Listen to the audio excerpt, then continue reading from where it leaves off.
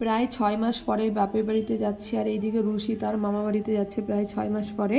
রুশি দেখো হাতে করে একটা স্লেন্টের বোতল নিয়ে এসে বাড়ি থেকে মামা বাড়িতে নিয়ে যাবে দেখে। আর দেখো রুশি আমার কোলে কি সুন্দর চুপচাপ বসে আছে। এইদিকে শ্বশুরবাড়ি থেকে বাপের বাড়ির দূরত্ব প্রায় মানে বেশি একটা দূর না, 10 মিনিট লাগে যাওয়া আসা করতে। আর এইদিকে দেখো রুশি সেই ছোটোবেলার বলটা নিয়ে বসে আছে। এই বলটা আমি কিনে দিয়েছিলাম রুশির যখন 1 মাস বয়স, তখন কিনে দিয়েছিলাম। সেই বলটা নিয়ে বসে আছে রুশি। আর এইদিকে দেখো রুশি হাম্বাকে বকে দাও হাম্বাকে।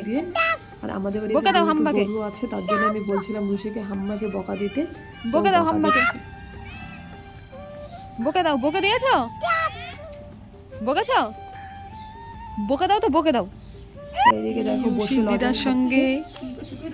রুশি দিদাকে লজেন দাও, লজেন দাও দিদাকে।